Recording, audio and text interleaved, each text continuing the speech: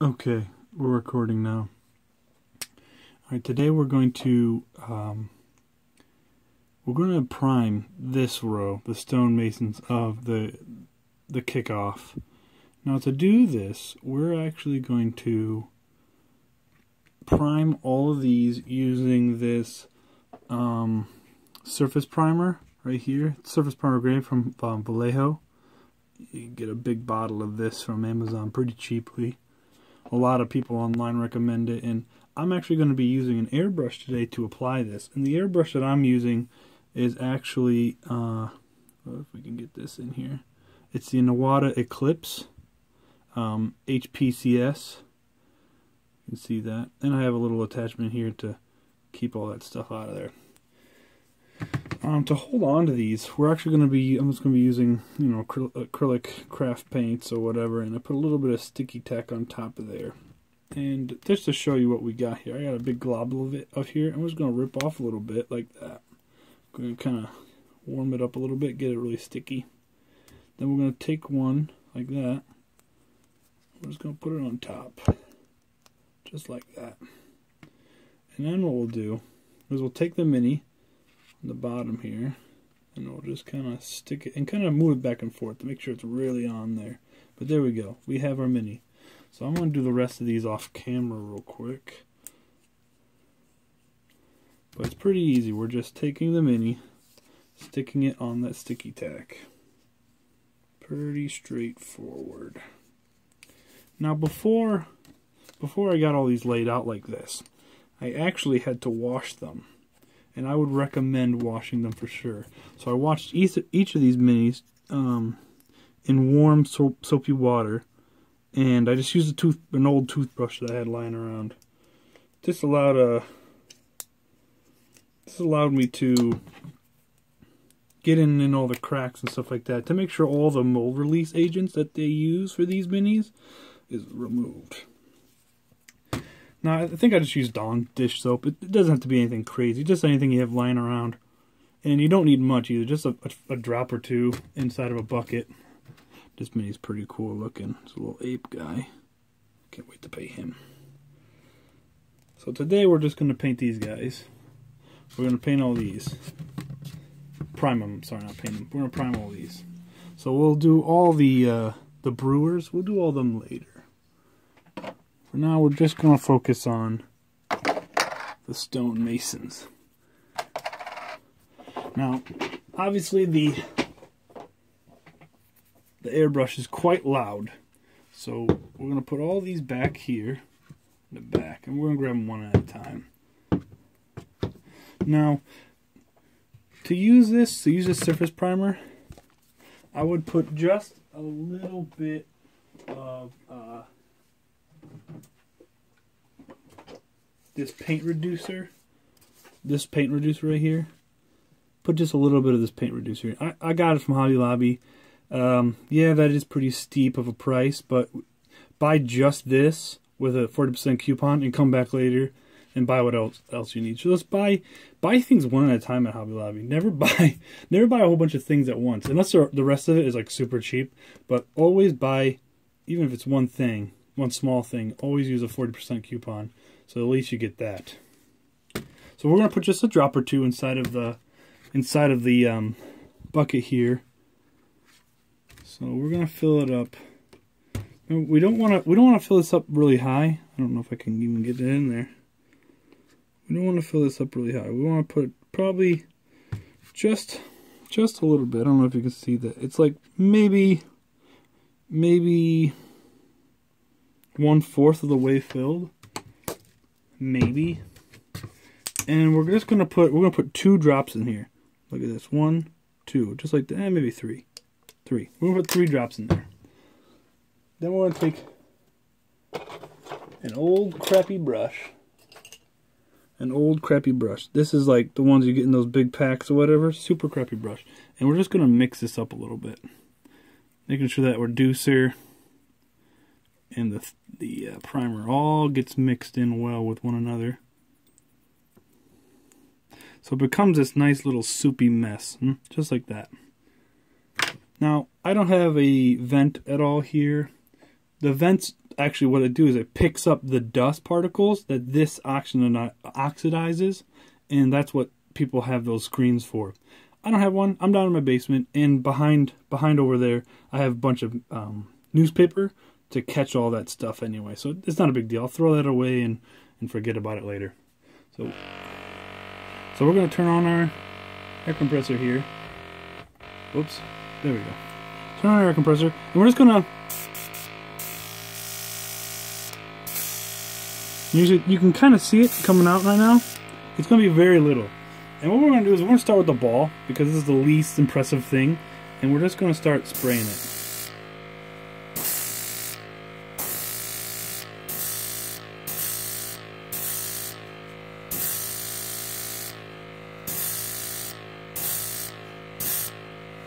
Look at that. Even coat. Now it's going to look a little wet because it is, but we're going to do that same thing to all these minis here. I'm probably about maybe 4 or 5 inches away, and just doing short bursts at this. Pushing all the way down on the Iwata, but then pulling it back probably only a little bit. And we're just kind of dusting it. Because I don't want to lose any of this detail in here, but I want full coverage of this primer.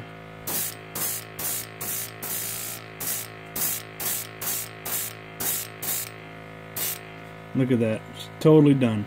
And I guess to show you a before and after, here's one, and then here's it right after. You can definitely see the gray kicking in. So we're just going to keep continuing that. Short burst, all the way down.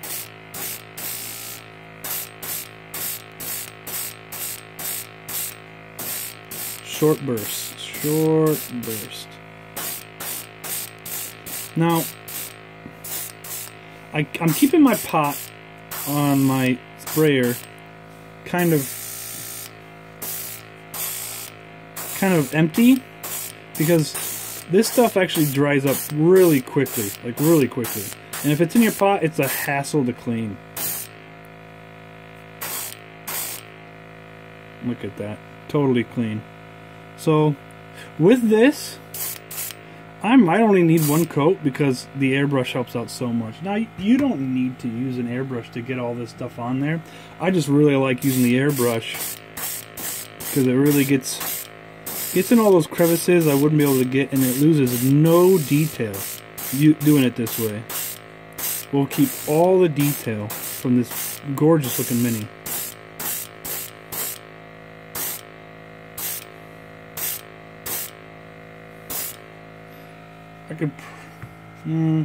I probably, because you can see, if you look down in there, I don't know if you can actually see in there or not, but I'm almost empty. You can see my little needle poking through. So we're just gonna drop a little bit more because we're almost done. And spray paint actually, I mean, when you use the airbrush, it goes quite a long ways. And this time, since we have a little bit in there still, I'm only gonna add 1 drop. There we go.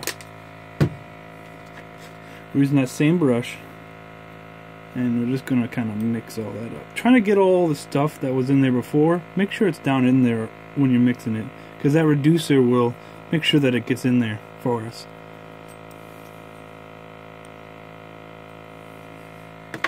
Okay, let's go on to the next one. And another thing, when you're washing these, and maybe like this guy for instance, if his shield or his hammer is bent at all,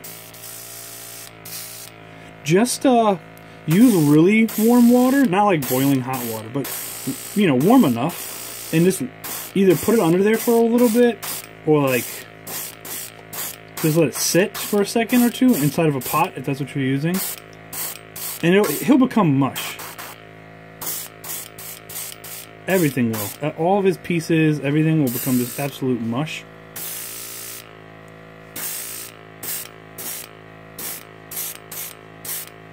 And you can kind of bend it the way you want it to be. Like, if you want it to be perfectly straight or whatever. I think I put a little too much on this guy. That's okay, though.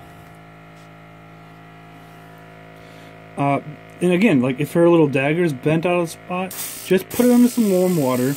Bend it the way you want it to be.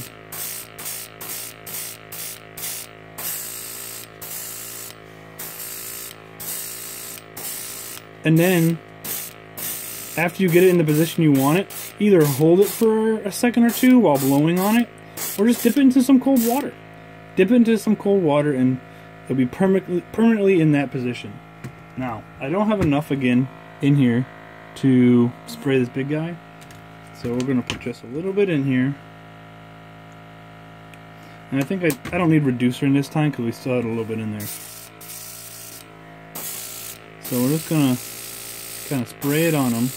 And also, you can see that when you don't use any reducer, or when you're low on the reducer, you'll see it kind of like speckling out on you.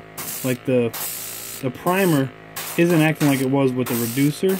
It's kind of speckly, and that's because it's getting oxidized. The primer is. Now, some people like that effect, some people don't. Me, I kind of like it, kind of don't. Depends on the mini. On this big dude, I think it's going to look really nice, especially on his base. Because when I add that black paint on there, he's going to really pop. Now, you see, when you get into those little spots underneath his kilt, you can try to get in there, but you might not, and that's okay.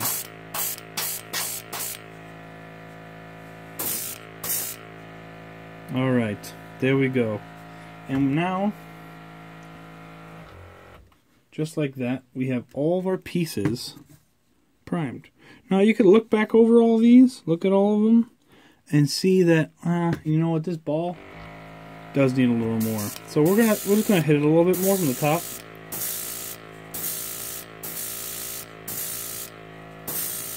Making sure that's totally done. Usually the ones that you painted at the very beginning, they might be done. Like, we're not dry, but like dry enough to have a light second coat on them. And I think she's done enough for me to put a light second coat on her. Now, another thing that a lot of people do is once they're at this stage, they'll clean out their airbrush, right?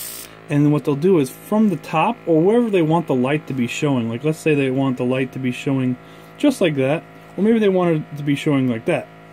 They'll take a white or any kind of lighter color and they'll spray it just in that direction, like over here. But so let's say over here. They'll spray it just right there on her, and that will be all light automatically. You know what I mean? So when you're starting to do your airbrushing and all that kind of painting and stuff like that, it already has that base highlight for you built in. Now again, this stuff is going to have a little bit of a dust residue because of the oxidizing, and it'll get everywhere. So you know what? I think that's good enough. We'll turn all that off. But I think all these dudes came out really great. So the ball came out good. Still, we lost no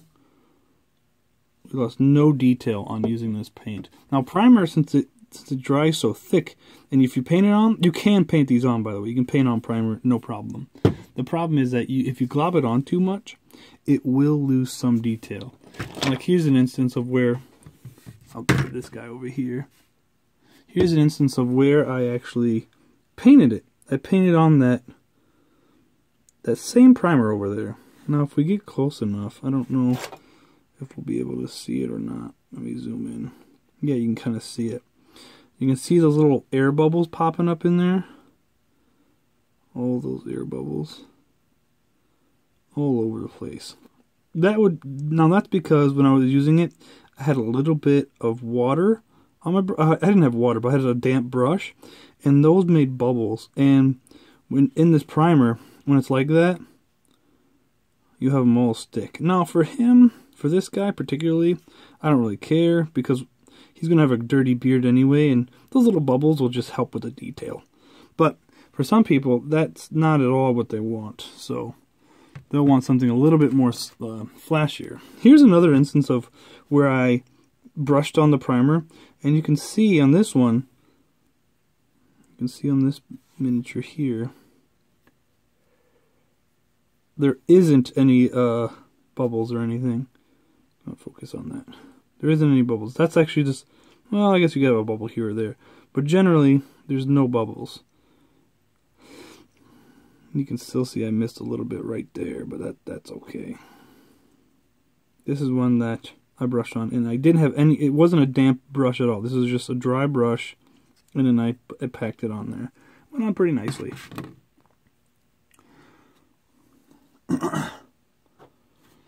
Also, since we're talking about minis here, let's zoom in on this one.